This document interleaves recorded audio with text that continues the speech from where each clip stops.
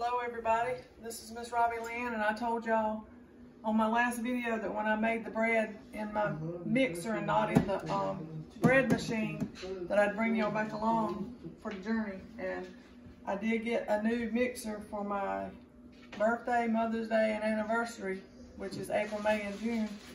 It's the Bosch Mixer, and it's the heavy duty mixer that'll I can mix up like 2 or 3 batches of bread at one time in this.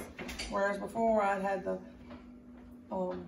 either use my KitchenAid, which I've heard a lot of people say that their motors burned up on the KitchenAid, or I'd do it in the Zojirushi bread machine. It'll mix your dough for you, and you can take it out and mold it or put it in whatever pan you want to, or either you can cook it in here.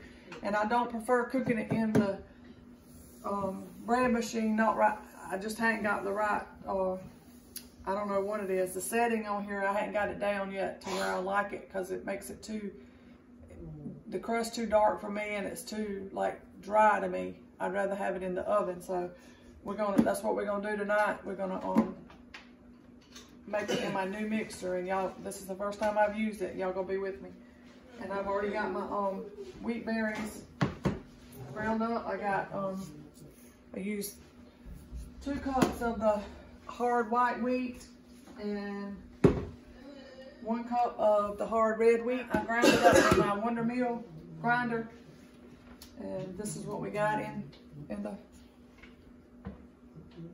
canister here. So we're going to start our recipe, and I'm using the recipe out of Miss Sue Becker's recipe collection from Bread Becker's. This is where I got my recipe from. And it calls for 1½ cups of hot water, and I just used hot tap water. And if you want to see my the information that I shared about the wheat and how healthy the grinding your own wheat berries is, I'll leave that recipe. I mean the video that I done up in the cards, either here or here. I'm not sure which way it goes, but it'll be up in the top. And you can click on that, and it'll take you to that video, and I go through all the health benefits and all that the wheat berry, grinding your own wheat berries. And you need to grind them and use them, because within, I think it's 72 hours, like 90% of the nutritional value of the wheat berry goes down. You lose it. So I just did this a few minutes ago, so we're going to try that. And then it calls for 1/3 cup of oil. If y'all can't see, I'm a Pioneer Woman fan. 1/3 cup of honey. I usually put my oil in before I do my honey in the same bowl, but I wanted to use my little bowl. So I'm using my finger to get it out.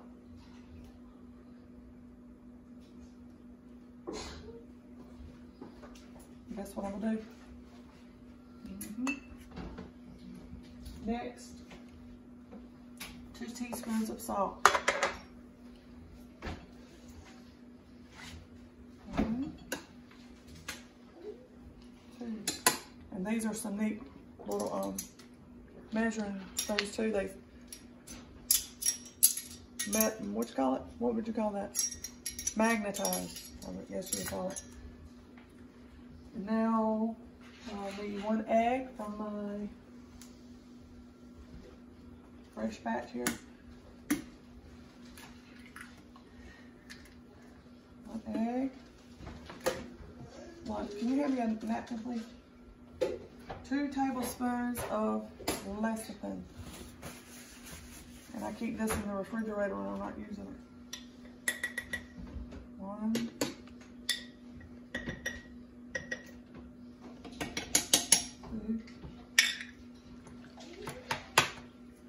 This will go back in the refrigerator.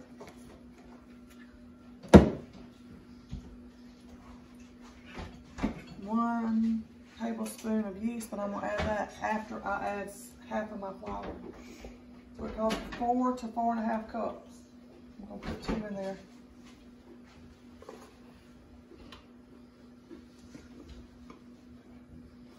go ahead and turn my mixer on low.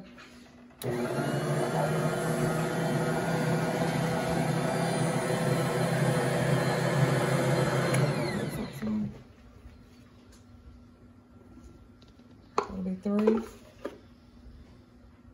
That'll be 4. I'm gonna put my tablespoon of yeast in there. This is the rapid yeast instant.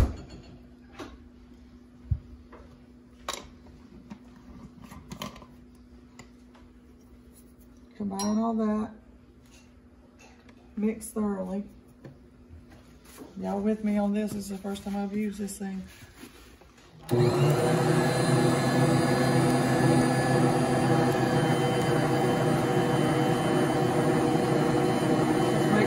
Soft dough. I'll see if I need to add more flour because that was like 4. This is really good. I think I do.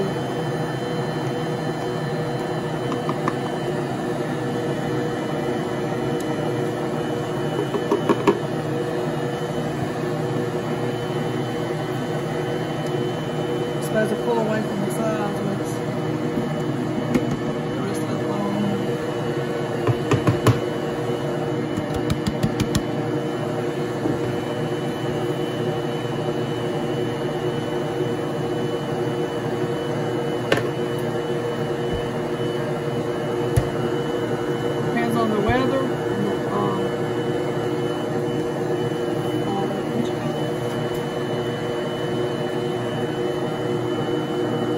Humidity and stuff like that, it affects it about how much flour you're going to use. I'm going to put a little bit more on there. Maybe. You don't want to put too much.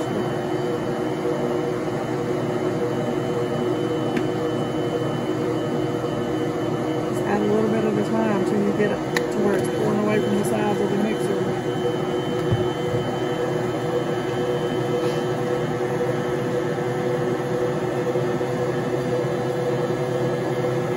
Get it to where the consistency you like, you're supposed to let it go for 5 to 6 minutes. So I need to set a timer on this one.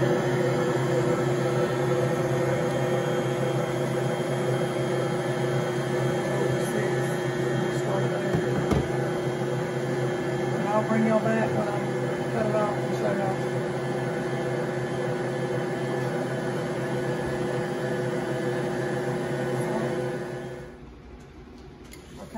I'd let it go longer than, I let it go about 10 minutes. And when it starts pulling away from the side of the mixer, but like I said, you can do this without having a mixer. You can knead it by hand. You don't have to have the bread maker. You can knead it by hand and put it in your loaves and put it in the oven and do it that way. But since I was blessed, I'm gonna try my new mixer. But then you gotta let it sit. It says let rise until double. We're gonna let it rise in the mixer. Then we'll take it out onto my little kneading board over there and put it in. We'll shape it into loaves and put it in 2 pans and put it in the oven and bake it. And I'll bring you back when it's double in size. Okay, we're back, and I don't know if you can bring the camera. We'll see that. Well, I can. It's almost double in size.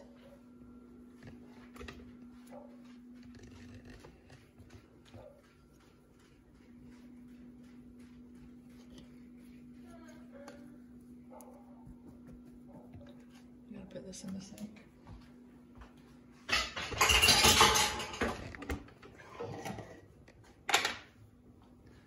A little flour on my mat.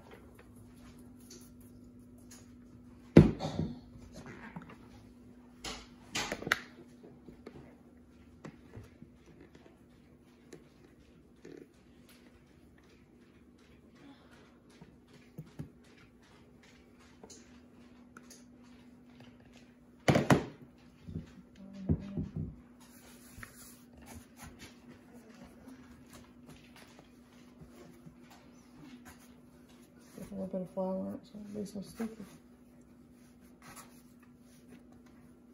You don't really have to knead it after this. That first time, I'm just working a little bit of flour in it because it's a little sticky. Cut it in half.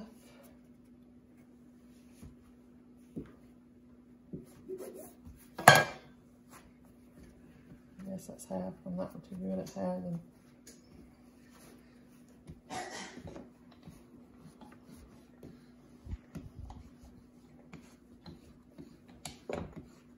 I'm gonna put it in the shape of a rectangle.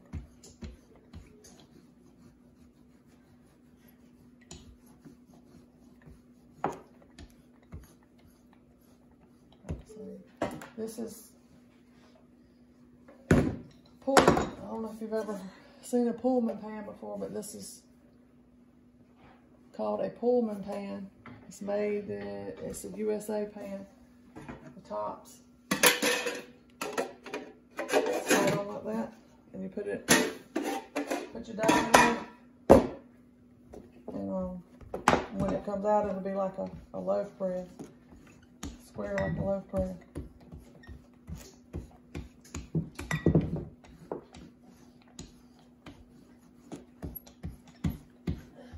What I'm gonna do is just roll it tight like this. Tuck my ends. Put my pan, and I'll let it rise again until it's double in size. I'm just gonna top pick on that.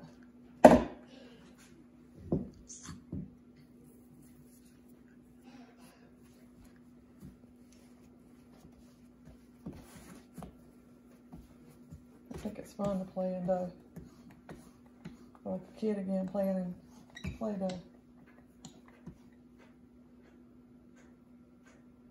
A piece of wheat. And I ordered this little gadget when I ordered my mixer from. I put that on there, didn't I? The link where they got a Mother's Day special going on, and they got different mixers and grinders on sale. Was it Nutrimill? Their website?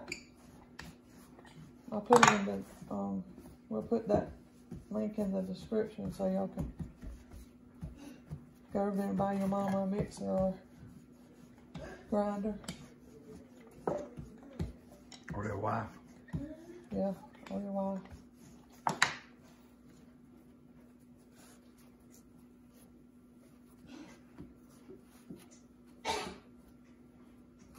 I want to try to get it as even as possible. I think this loaf is going to be bigger than the other loaf. Bring it over here. That. And I'll let these sit in the pans and double in size. Then I'll bring you back when I'm putting them in the oven. I'm going to cover them with a cloth to keep it kind of warm. Sometimes I'll turn my oven on and turn it back off and sit them in the oven with just a light on if I want them to rise quicker, but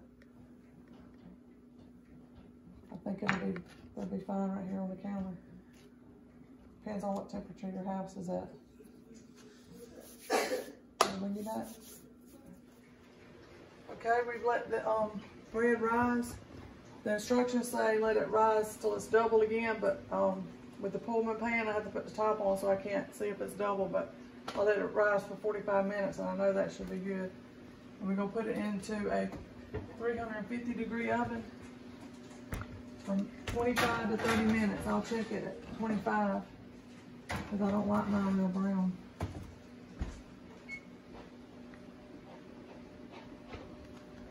I'll check it again at 25 minutes.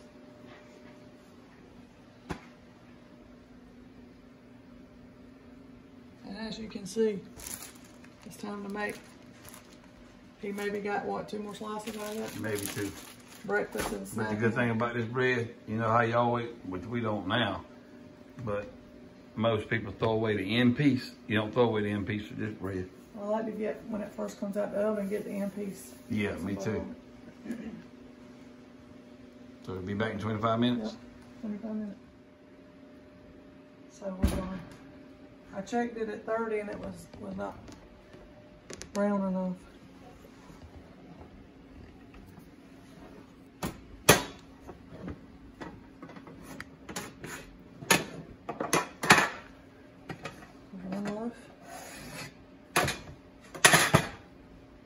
It didn't rise as high as I like it, but like I said, well, that one didn't on one end, but that one's pretty even. I knew that one was going to be bigger than this one when I cut it uneven. Tell you one thing, I always take a smell of that. I'm going to go ahead and take them out so I don't leave them in the pan.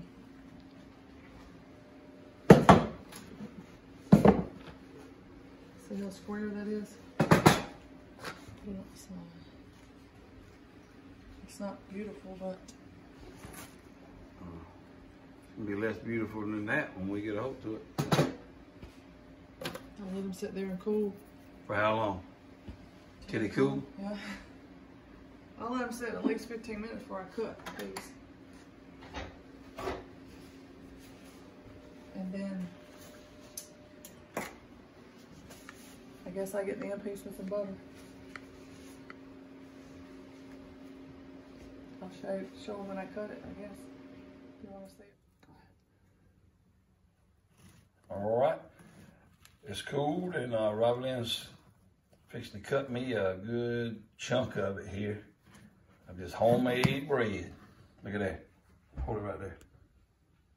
Man, I tell you, I can already tell you it's gonna be delicious. This is actually the next morning. Let it cool overnight. We're getting ready to. She cut it and getting ready to wrap it up. Yep. And we're gonna be eating on this one and that one for the next. I was gonna say next couple weeks, but it won't be that long. No, next couple of days. Weekend. So anyway, that's the finished product. Hope you enjoyed this video. The difference in these, this is 2 1-pound loaves, and the one in the bread machine that I make is a 2-pound loaf. Okay. I can tell it's bigger. Yeah. Yeah. Which we got to get rid of that one too. That end piece. Yeah.